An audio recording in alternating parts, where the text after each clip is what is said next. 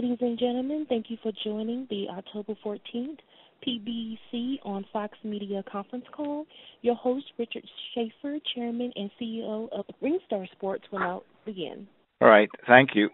Hello, everybody. Welcome to today's media call.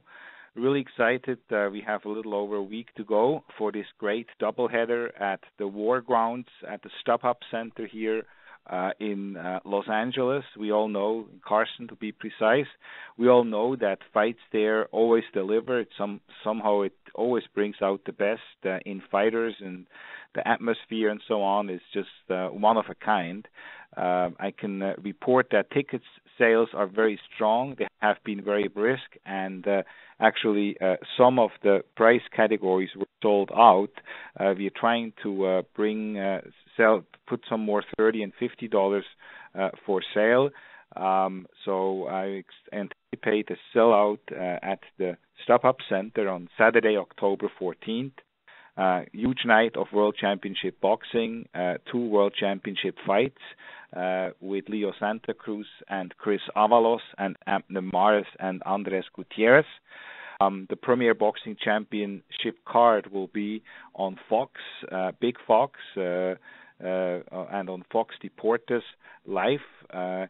Live coverage will be starting at 7:30 p.m. Eastern and 4:30 p.m. Pacific. The door will open at 12:30. The first fight will be shortly thereafter. We're going to have a big night of fights in Carson, 12 fights in all. And it's going to be a very exciting undercard as well. The non-televised portion, we have among them 2 Olympians, Mexican Olympian who came home bronze medal for Mexico, Misael Rodriguez, will be fighting in his 4th fight. He's 3-0 with 2 knockouts. He's trained by Robert Garcia. And then we have Eimantas Stanionis, who is quickly developing a huge following here in Los Angeles, and he is training at the Wild Card with Freddie Roach. He will make his 4th fight as well. He's 3 wins, 3 knockouts. At the welterweight division, we have more experienced guys as well, like Robert Marroquin and Ivan Redkach on the card. So a little bit of everything. We have 2 kids from Oak Hills, California, Cherry Perez and Jose Perez, early on in their career, showcasing their talent. So make sure you tell your readers or listeners to come out early and be part of a great Saturday afternoon and evening at the StubHub Center. The weather is beautiful here now in California this time of the year, so really excited to see you all there. Now, let's go. I would like to thank as well Tom Brown and Brittany. Tom Brown, the president of TGB Promotions, for this co-promotion here again, and I understand Tom is not on the call, but I'm sure we're all going to see him during fight week. Now let's move on to the first fight of the televised card. Is going to be Eddie Ramirez against Antonio DeMarco. We all know Antonio DeMarco from Tijuana as a guy who always comes to fight, one of those guys who is never in a bad fight, and he is looking to give a stern test to an undefeated fighter, Eddie Ramirez, with 17-0 and 11 knockouts in the super lightweight division. So I think that's going to be a very exciting fight, and I think it's going to really show us all where Eddie Ramirez is at this particular point in his career. We know that Antonio DeMarco will certainly come to fight. Then next up is going to be the World Championship fight between one of the most legendary and biggest names in the sport, multi-division, multi-time world champion Abner Mares and Andres Gutierrez.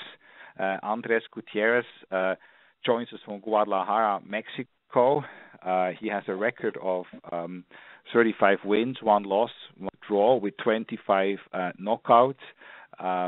He was actually supposed to fight earlier this year in a title eliminator against Carl Frampton.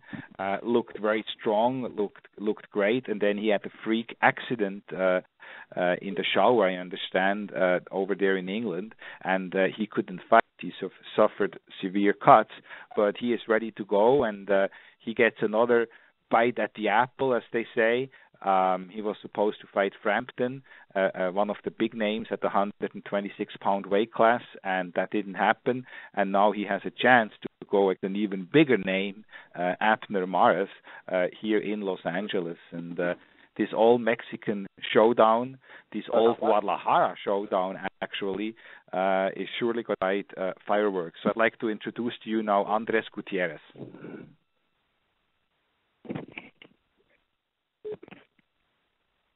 Andrés, ¿puedes decir unas palabras? Yeah, right.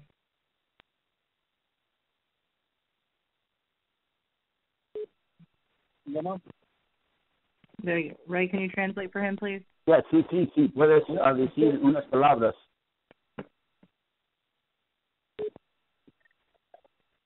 Andrés, si puedes decir unas palabras para los deporteros. Bueno. Sí. ¿Cómo te sientes? ¿Listo?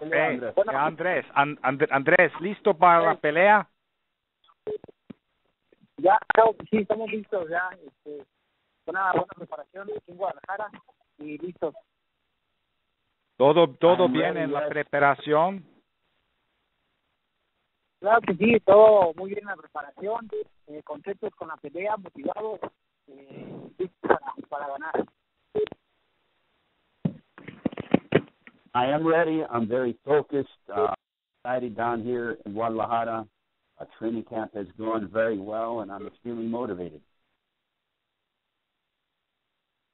Okay. Good. So we're going to have Andres available for questions. Maybe since he is calling from Guadalajara, should we ask the media right now to ask questions so that we don't lose him there? If the media has any questions, maybe do that. Or what do you think? No, we have Abner and Robert on too, so let's just okay. So let's move on. Make their opening statements. Right.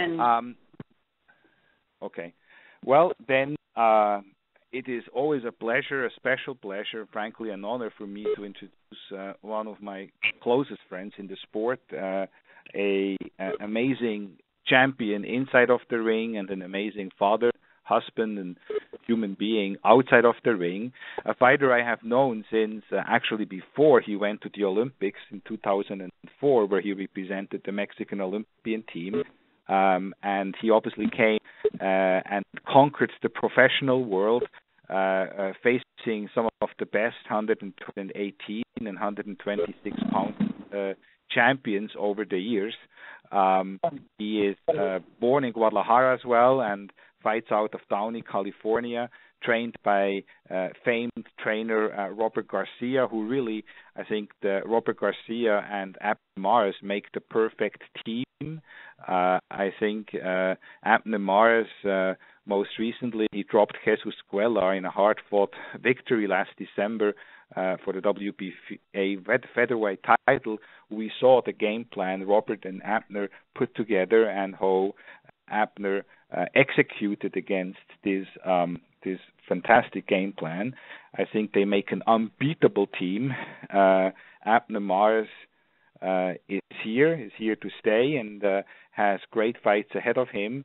But first comes first. He knows that Gutierrez is a tough customer and has only one loss. Is a good puncher as well. It's going to be fireworks, and it's a pleasure now for me to introduce to you Abner Mares.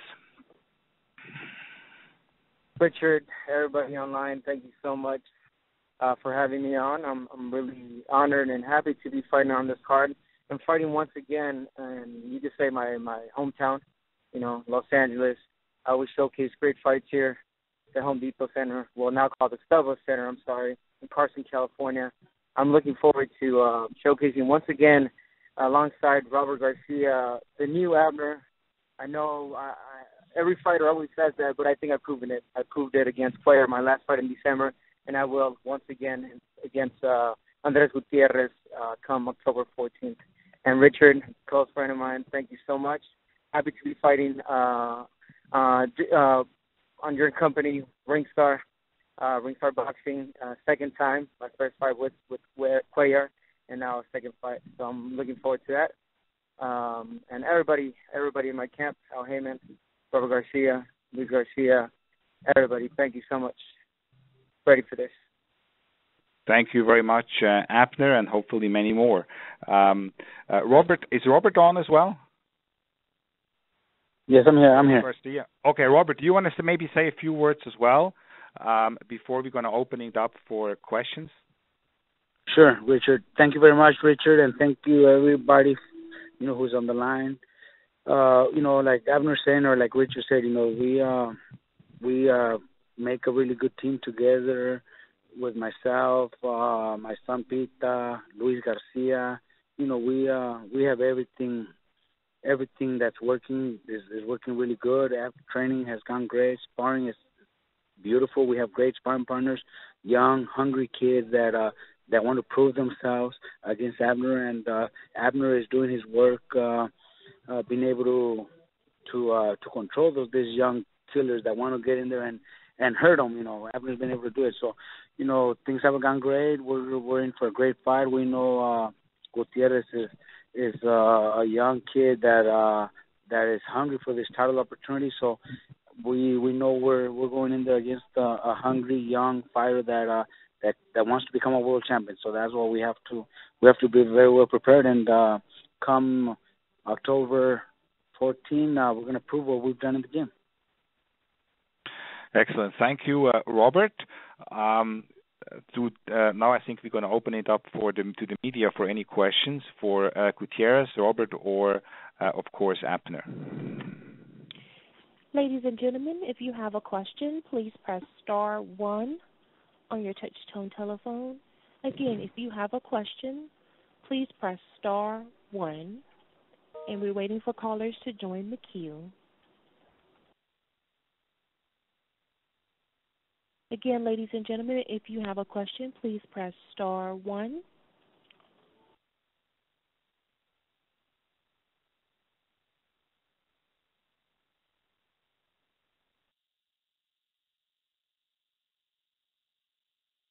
Our first question will be coming from Keith Eidig. Please go ahead. Yes, my question is for Andres. Could you ask him, what he thinks of this opportunity? Obviously, he can upset a lot of things here by upsetting Abner Mares, who's supposed to fight Leo Santa Cruz next year. Can you ask him about the opportunity and how he hopes to disrupt those plans? Andrés, la gente está diciendo que Abner Mares va a pelear contra Leo Santa Cruz, pero ¿qué piensas de esta oportunidad que tienes en el 14 de octubre?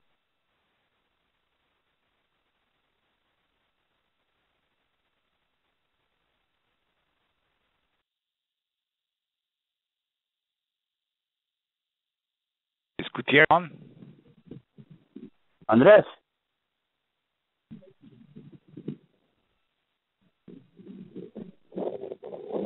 Well, that's what I was afraid of, that we lost him in Guadalajara. So, Brittany, are you on? Can you try him again? Yeah. We're in communication. Keith, do you have a question for Abner while we get Gutierrez back?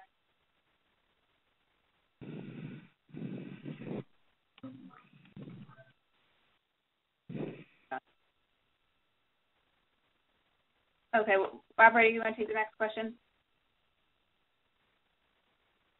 Please.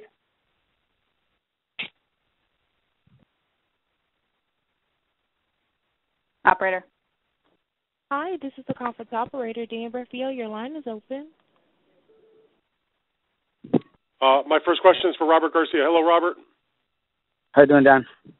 I'm doing very well. My question for you is, when the date or when the time frame for Abner's next fight came up, it was supposed to be the rematch with Leo. I've heard from Abner previously about his I guess I'll use the word annoyance of that not taking place in the next fight. I'm wondering from the trainer's perspective, if when you started to sort of lay the groundwork for this training camp, were you trying to put a game plan in and prepare for the rematch with Santa Cruz and then a little surprised that things change? Or can you just take me through when you realized that it would not be the rematch next?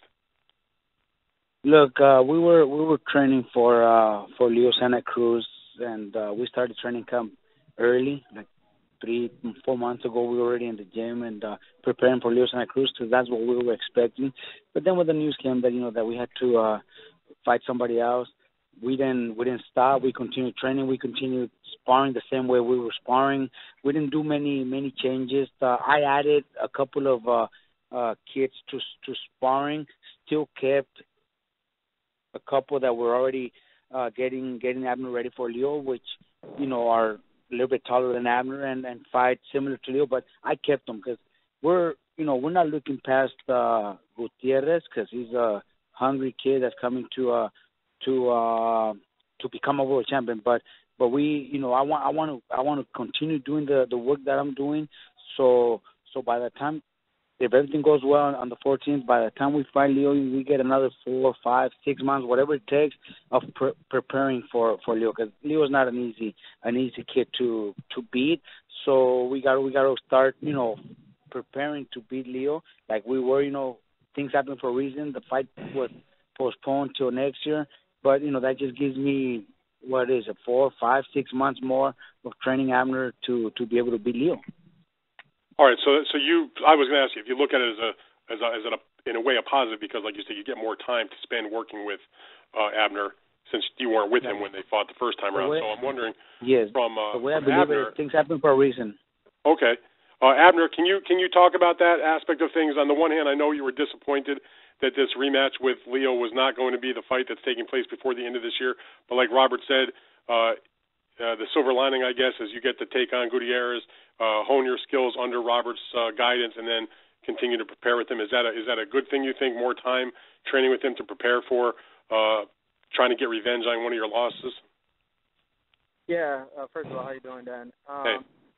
Yeah, that's the way I look at it. At first, I'm not going to lie, emotions in it, and, I felt upset. I felt a little irritated that, I wasn't getting that fight, because at first it was fun, but at the same time, things happen for a reason, like Robert said, but it gives us that much time to get ready even more for Leo Santa Cruz fight.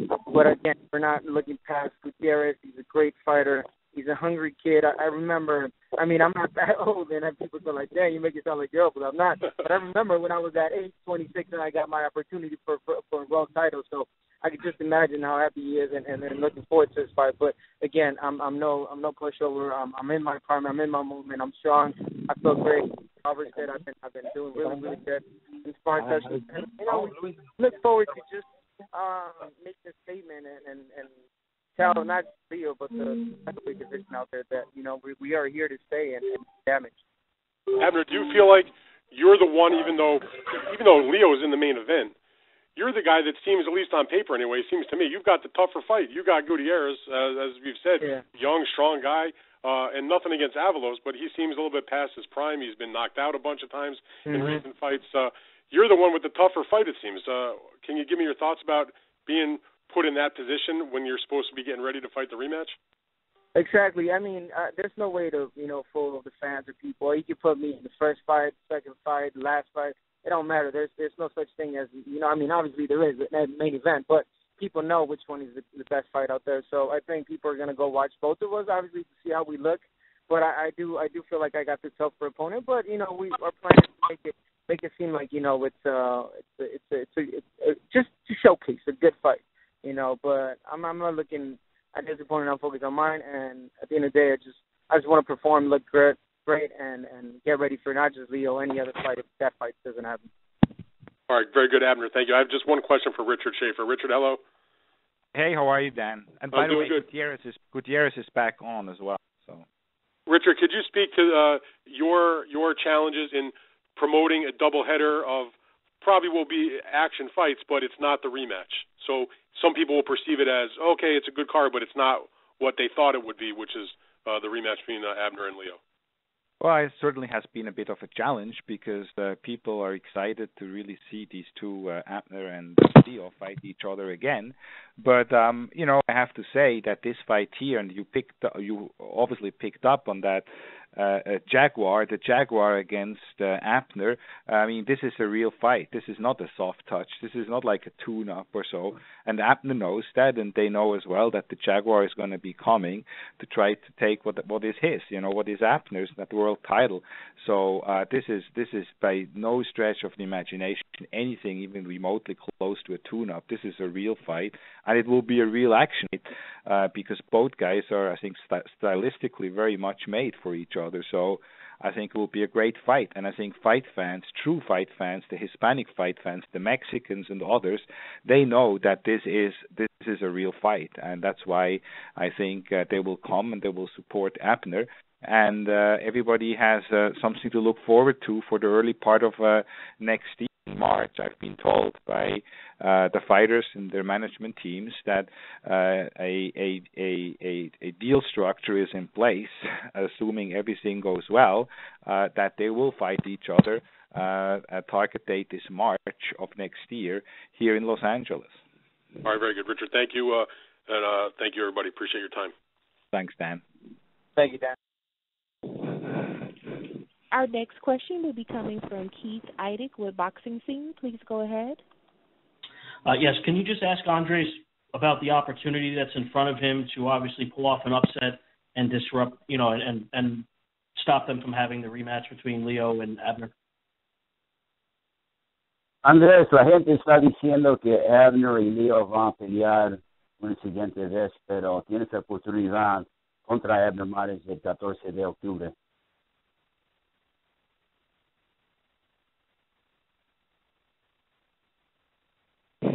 Andrés.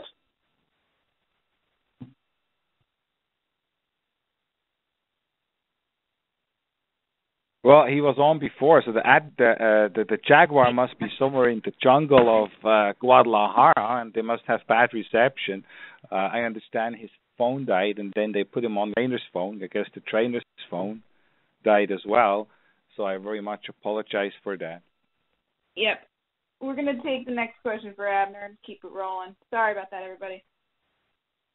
Our next question will be coming from Jake Donovan with BadCulture.net. Please go ahead. Thank you very much. Abner, actually, Richard answered the question I had. So, Richard, thank you for that explanation. But, Abner, I wanted to ask you, how important was it for you to get the assurance that the rematch with Santa Cruz would take place next in order to even go through with this show? The insurance, you said? The what? Can you repeat that? Yes. I just wanted to know, were you going to fight on this card even if there was no assurance that a Santa Cruz rematch was coming, or was it important to know that the next fight would, in fact, be a rematch? I mean, it's nothing for sure in boxing, to be honest. That's just honesty, But, I'm just looking forward to, again, I got Cuellar. I got Gutierrez now. That's the guy I'm fighting. That's the guy I'm focused on. So I've been saying that if it's not Leo the next fight, even though they say it is, it might be 90%. I want Frampton, and if it's not Frampton, I want Oscar Valdez. If it's not Oscar Valdez, any world champion out there. So if we're not just looking at Leo now, because we've been through that. You know what I'm saying? So that was a good question you were asking. So my answer is, I just want any champion, but obviously the key and the fighter to fight about will be Leo. Passing Gutierrez. Yes, actually, and then I can just add to that as well. I totally agree with Abner. I mean, Abner's career. Abner is one of the most legendary and biggest names in coming out of Mexico and in the sport. Period. So Abner Mares is not going to be sitting around and waiting around for anybody, and I really mean anybody. The fact is, the 126-pound weight class is very deep, and as a matter of fact, I talked to Frank Warren earlier this week as well, and I know that Abner would be absolutely open to do a Frampton fight because that's what he told me. So, but I mean, first things first. This is not, as I said, this is not a tune-up, and we don't want to get away. But once this fight is over and everything goes well, then I will very quickly sit down with Abner and with his team to map out, okay, can we get Leo? Yes or no? Obviously, that's what we want. And if we can't, then, we move on. Right. Okay, thanks for that explanation, Richard. I appreciate it. Abner, I'm sorry. I just wanted to follow up on that. Richard made a good point. They said you're not going to sit around and wait for anyone. But this is only your second fight in almost 2 years. Like, how frustrating has that been for you? Because I know you're chomping at the bit to get back into the ring. It is and it isn't. I think timing is the best thing, and being realistic, bro. To be 31 and to be learning so much right now with Robert Garcia. It's just amazing, and not too many people could say that, at this age, you still be learning, to still be doing things that you never thought, that you could have done, or you have been doing, but you just never bottom out. It's just excitement to showcase them now on a fight. So going in against Gutierrez, we plan on doing that as we did with Cuellar and moving forward. So, like I said, it is and it isn't. If I get, this is what I look at it. Obviously this is my Christmas list.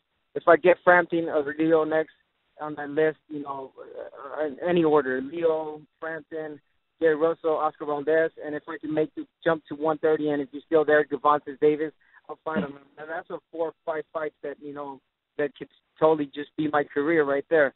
So I'm putting a number on my career because, you gotta think of the future. So that's the way I see it.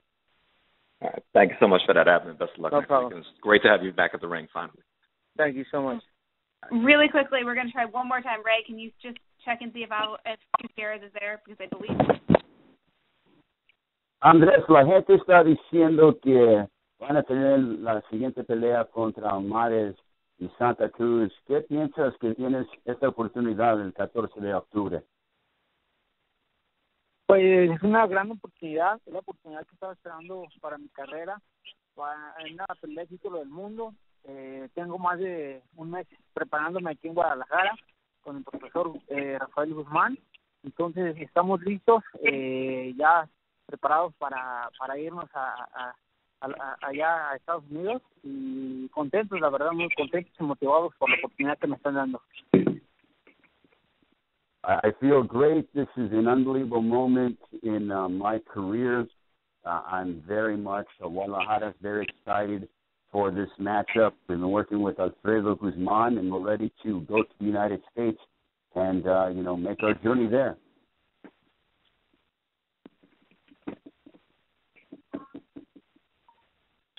Okay, next question. Again, ladies and gentlemen, if you have a question, please press star 1 on your touch-tone telephone. Again, if you have a question, please press star 1. Our next question will be coming from Robert with Sports Media. Please go ahead. Yes, good afternoon, everybody. Mares, I would like to ask you, you've been in the game for some time now, and can you tell me what is the most difficult part of facing somebody like Gutierrez who has nothing to lose and everything to win?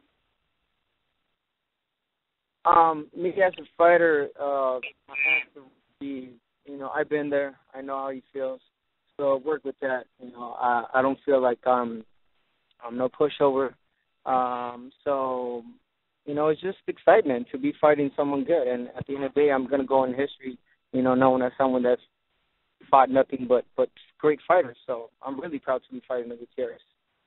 Thank you. And this is for Robert. Robert, what have you seen on Gutierrez that you have changed so that Mares would face him? I believe Robert went back to training. If you have a question for Gutierrez, he is on the line. And yes, I would like to ask Gutierrez. Thank you. Gutierrez, la gente aquí en Los Ángeles piensa que vienes como un pichón. ¿Qué les puedes decir a la afición del sur de California que te va a apoyar el sábado? Están muy equivocados. Yo no voy como un pichón. Yo vengo como retador y les voy a dar la sorpresa. Ya lo verán. Me he preparado muy bien. Estoy listo para dar una gran pelea a Mares y traerme el cinturón a Querétaro, ser el primer campeón del mundo queretano. Ese es mi sueño y primeramente Dios lo voy a lograr. Gracias, suerte.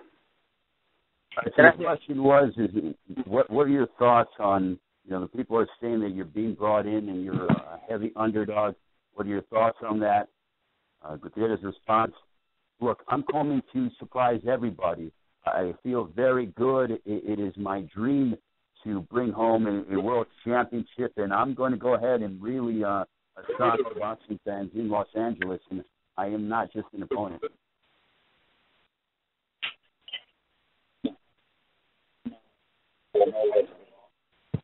And Robert, I believe Robert Garcia is back. Do you want to ask your question?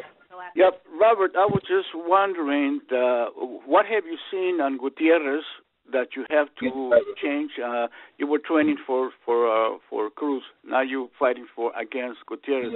What have you changed on Mares' plans or training so you can face this new opponent?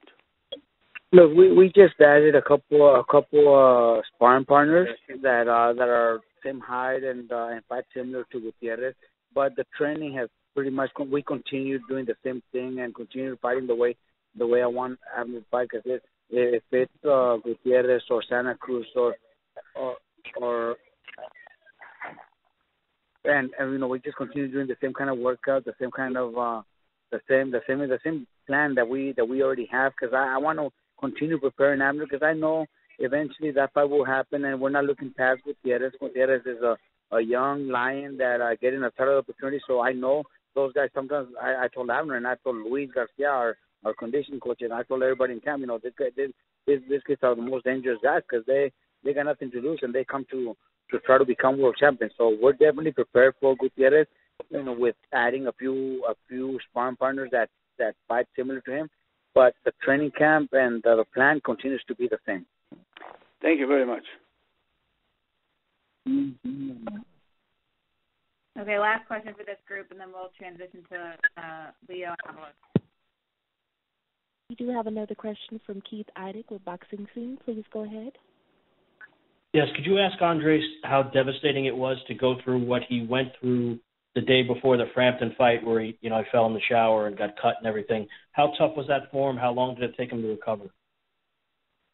La dificultad para ir a Irlanda y ir en el campamento y lidiar con qué pasó, cómo te sientes, la dificultad para ir agresivo. No, eso ya quedó atrás. Ya estoy físicamente al 100%, mentalmente al 100%. Estoy listo para Mares. Ahorita mi mentalidad está en mi pelea y la verdad mi físico está al 100% y ustedes lo van a ver el sábado. Well, the reality is I'm 120. I'm back 100% of what happened in the whole Carl Frampton situation. That's all behind me. My focus is Abner Mares. I'm ready for Abner Mares. And you all will see on October 14th that I am 100% and extremely focused and ready.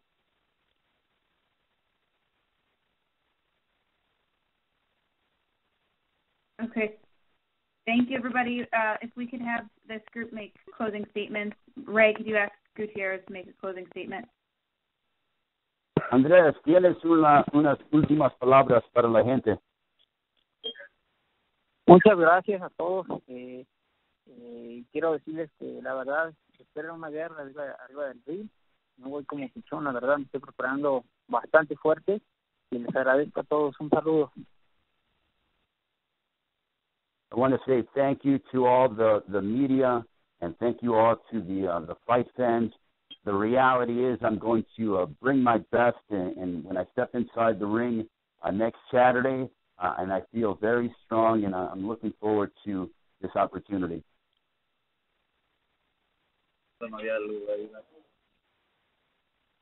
Okay, Abner, could you make a quick closing statement? Sure. I just want to thank everybody. First of all, I want to thank Star Boxing. I want to thank Al Heyman. I want to thank my team. I want to thank you guys, the media, Fox Sports, StubHub, everybody that's making this possible. I'm looking forward to October 14th, and let the best man win. Thank you, Andres, and thank you, Abner. We are all excited seeing you next week, and we are going to get it going next week with some activities here in and around Los Angeles to promote the fight. So I'll see you all next week. Now, let's move on to Leo Santa Cruz against Chris Avalos. With Leo, there's another one of those guys where he's never going to be in a bad fight. He is definitely pound for pound one of the most exciting fighters. Throws punches in bunches, and never really fights anyone. And so he's going to be coming home here to Los Angeles to the StubHub Center on October the 14th to defend his featherweight world title, which he won in a great fight earlier this year against Leo Santa Cruz. And he's facing with Chris Avalos somebody who is another exciting fighter who comes forward. He had a bite at the apple back in 2015 when he was fighting Carl Frampton in Belfast, challenging for the IBF World Super Bantamweight title. And here he comes again, trying to win, to take the title away from Leo Santa Cruz. And I understand, Dan mentioned it before, he's clearly going into this fight as the underdog, but it's exactly these kind of fights where you have the overwhelming favorite, Leo Santa Cruz, maybe, taking a step less or a round less in sparring because you are such a big favorite. And even mentally, I've seen it before where fighters just prepare differently. And then with Avalos, you have this is his chance. This is his opportunity. And he's going to come in ready, and he's going to come in at the best shape and the best condition he can. And we will see who will win on Saturday night, October 14th. One thing I do know is that it will be an exciting fight because Avalos always comes to fight. It's a pleasure for me now to introduce to you, with a record of 27 wins and 5 losses with 20 knockouts, the heavy-handed fighter coming out of Lancaster, California, who most recently scored a TKO victory over Miguel Forrest on a PBC Fox Sports 1 card on July 18th.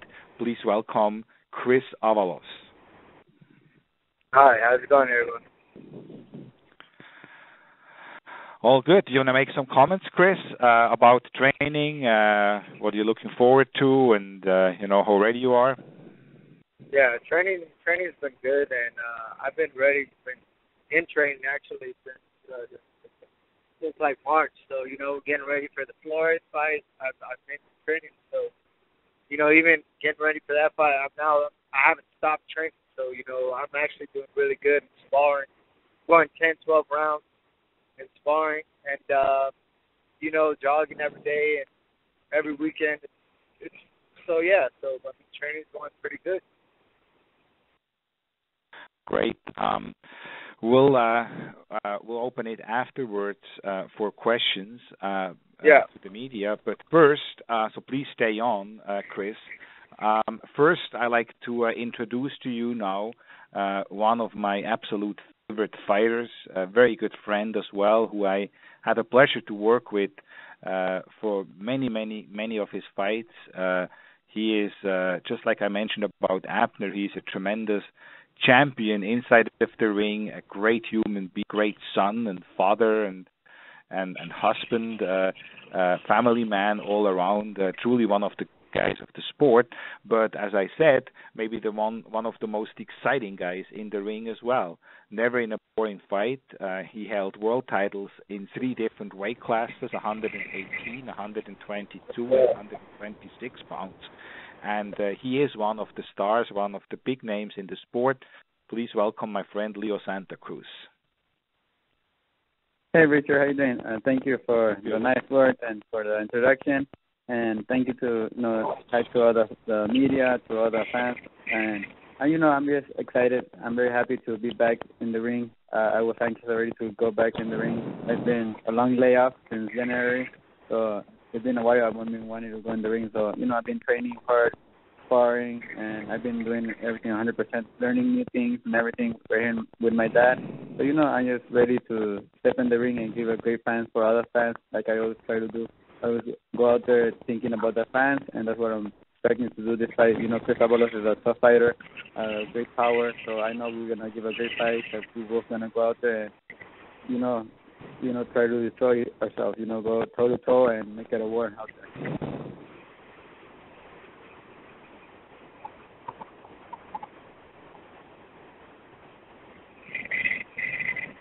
Great, excellent.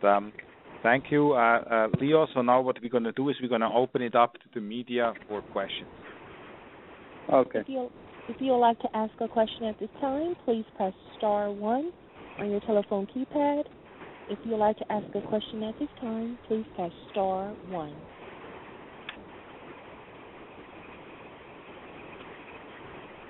And I'm waiting for the callers to join the queue. Dan Raphael with ESPN, please go ahead with your question. Thank you very much. My first question is for Chris. Hey, Chris, how are you today? How's it going, man? Everything is good. My question for you is, Chris, listen, it's been a little bit of a tough road for you the last couple of years with some losses by knockout and some world title fights against, good opponents. So I know you're coming off a nice victory against Flores from the summertime, but I was wondering, how surprised were you that you, after that tough run, that you were tapped to get this shot at a world title against the featherweight that many people consider the number one guy in the weight class? Yeah, it was a big surprise, and like I said, I've been in training, so, even though it was a surprise, I honestly thought I was going to get a world title shot, like, later on, maybe next year, like, middle of next year, maybe I was thinking, but, now that it's here now, I'm ready, so, yeah. So Leo has a fight already set up against Abner Mares. If Abner and he both win their fights on this card, I'm wondering from your perspective what it would mean to sort of derail the best laid plans.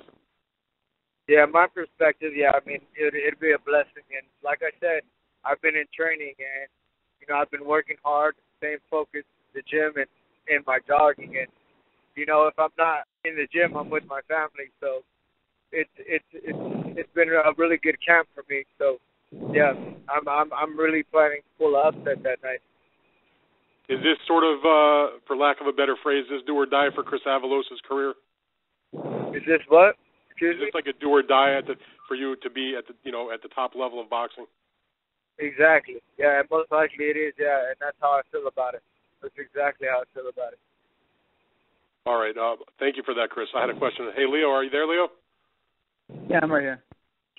My question for you is this: as we discussed with Abner, when this sort of date came up, it was most people thought, or it was supposed to be anyway, you guys having your rematch of your outstanding fight from 2015.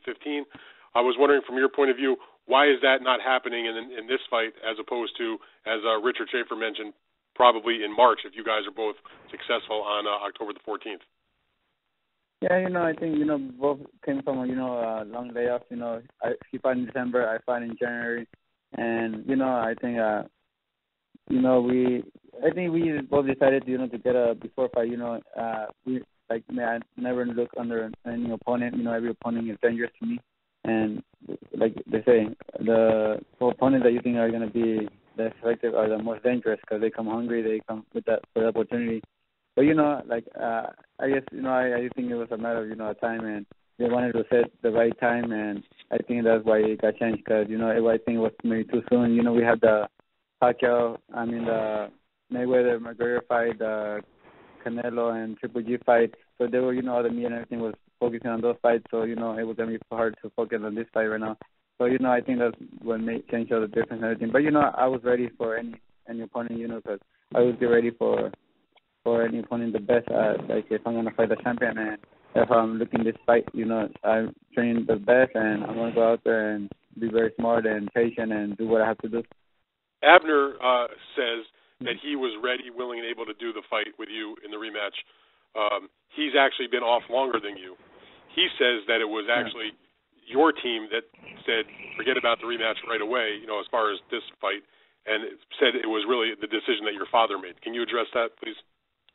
Yeah, I think it was kind of, my father's decision because, Me, I was getting ready to, because they told me I was going to fight maybe Mares, so I was getting ready for Mares. I was in camp, and then they came and I think they asked my dad for his opinion or something like that, and I think my dad that's what gave him I've been long, layoff, and he wanted me to first, get another fight before going in there with Mares, so that's why I think that's what happened. But yeah, I think it was kind of my dad. He said that it was for me to go, and I just didn't sense. So I said, all right, if that's what you want, well, let's go for it.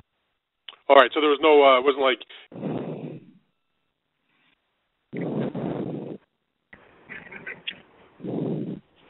Well, you broke up, Dan. Can you repeat your question? Hello, Dan? Dan? Did we lose Dan Rayfield? Yeah, he's not in the queue. Ma'am, can you whip Dan back? Yes, ma'am. Sure. Hold on 1 second. Dan, can you please press *1 again? Dan, go ahead and talk.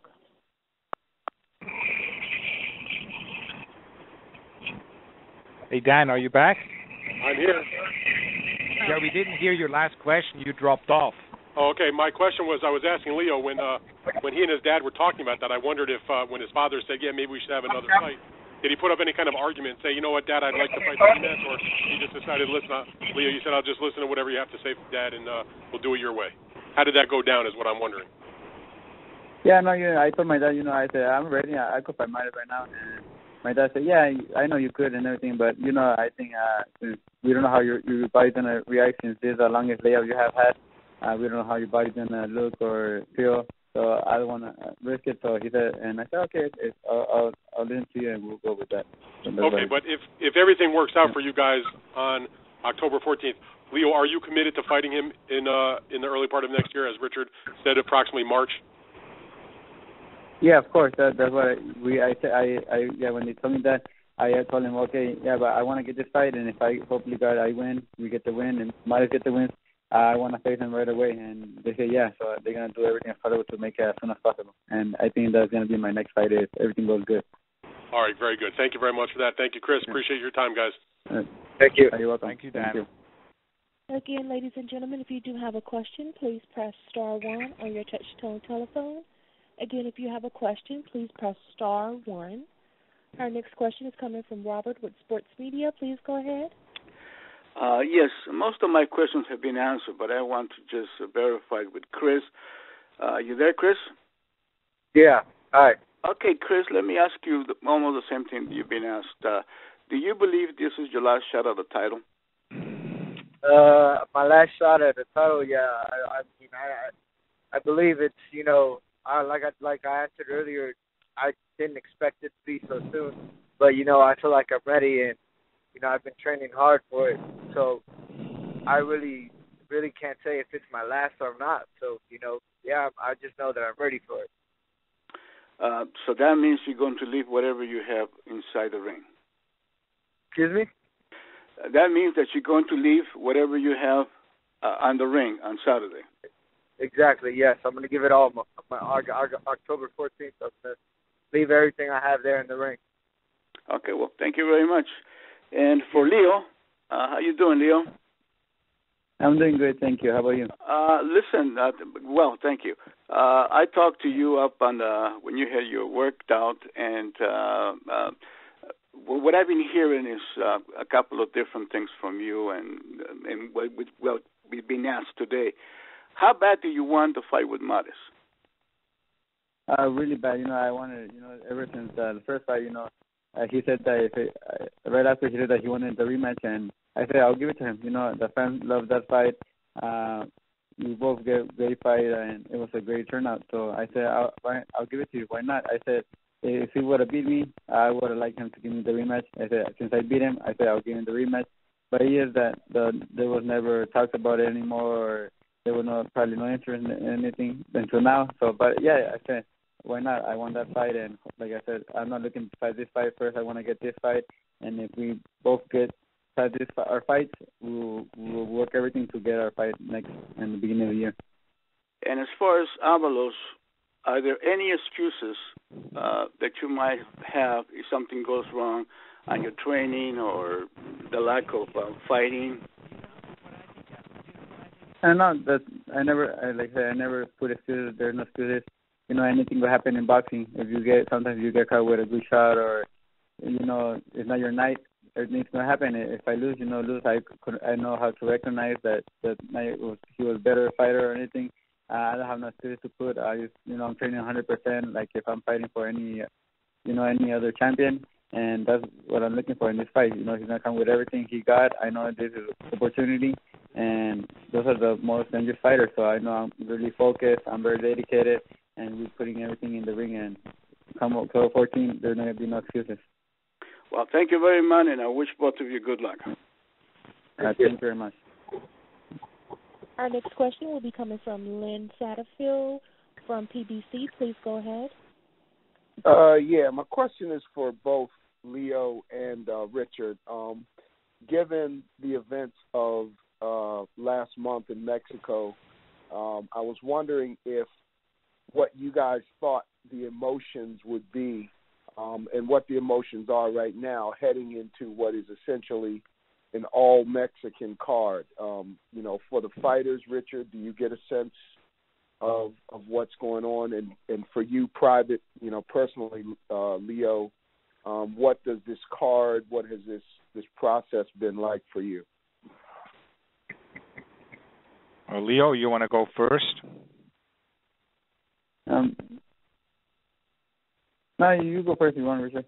Okay, well, hey, Lam. Well, first of all, I want to just say how sad all of these incidents, whether it was Mexico, the earthquake, or Puerto Rico, or more recently that horrible shooting in Las Vegas is. And, what always encourages me and all that tragedy, puts a little smile on my face is how the boxing community comes together, whether if it's promoters helping financially or fighters helping and cheering up the local communities. The boxing community is really a very social fraternity, and I'm very proud to be part of that, and how we all rally and try to help and do whatever we can. And I think being for these fighters on the card, being Mexican, my wife is Mexican as well, born in Mexico. For them, to the unity to do something for their countrymen and countrywomen is very significant, and I'm sure that they're going to give their best. These fighters fighting for the pride of Mexico, fighting for their country, and maybe giving some much needed distract to these people in Mexico or in Puerto Rico or wherever it is around the world, to maybe just forget for a moment all hardship, and through their actions in the ring, their entertainment in the ring, bring some joy into their lives. And I am sure that or Mares or Gutierrez or Avalos or others on the card would all second that sentiment. Richard, I know Mares his wife has family still over there. Have you gotten a sense from him or any of the other fighters how difficult this has been, and maybe how much they're looking forward to actually? Oh, it's very difficult, because I tell you, there is everybody, within his community, the Mexican community, and I see it with my own family's wife as well. We all have relatives in Mexico, in Mexico City, and so it definitely impacted many lives, whether if it's immediate family or friends or other relatives. Clearly, lives were impacted everywhere, and so that's definitely something which is on everybody's mind. Okay, thank you, Richard. Leo, same question. I mean, what has it been like for you? Has there been any? Has it touched you in any way personally? And also, can you imagine what it's going to be like to be in that arena? As part of it, as the main event of an all Mexican card. Yeah, I've been upset. Listening to all those things, disasters. Like Richard, the earthquake, over in Texas and Puerto Rico, and everything. The shooting.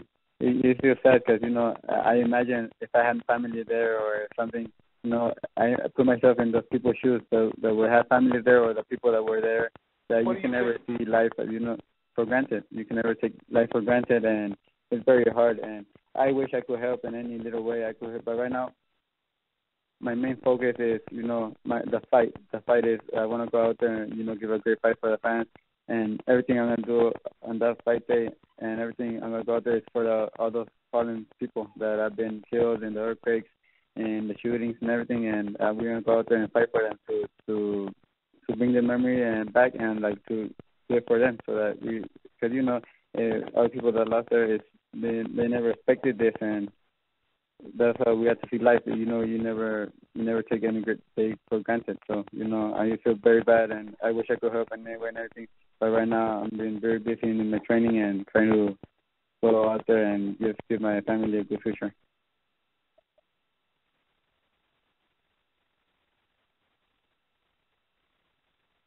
Okay, thank you, Leo.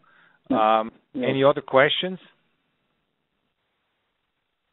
No, that was actually the last question. Okay, great.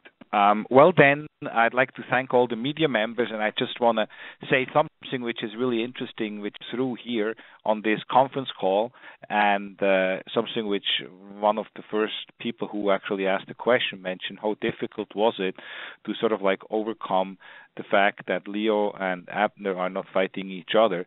You see that in this call today as well, and I think what that is, it makes this card that much more interesting from in-the-ring action, because we've seen many examples in boxing, in sports, where the underdog turned around and beat the favorite.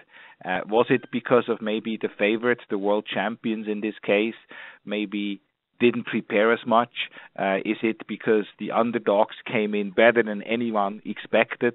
Many examples are out there.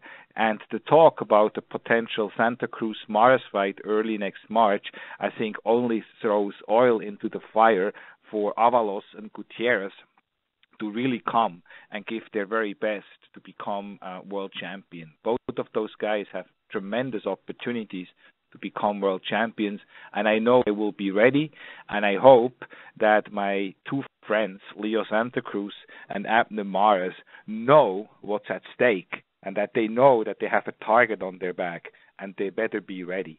So it will be an exciting night, an exciting doubleheader with two of the most exciting fighters, two Mexican superstars fighting live on Channel 11, Fox, the big Fox network. What a showcase for boxing. What a showcase for these fighters on this card. What an opportunity, and what a great deal for the people in Los Angeles for as little as $30 to be able to be part of this exciting night of boxing. So with having said that, for those who are not going to be able to be in Carson, make sure you watch it live, 7:30 p.m. Eastern, 4:30 p.m. Pacific on Fox and Fox Deportes. Looking forward to see you all next week. Ladies and gentlemen, thank you for joining today's call. You all may disconnect at this time, and have a good afternoon. Thank you.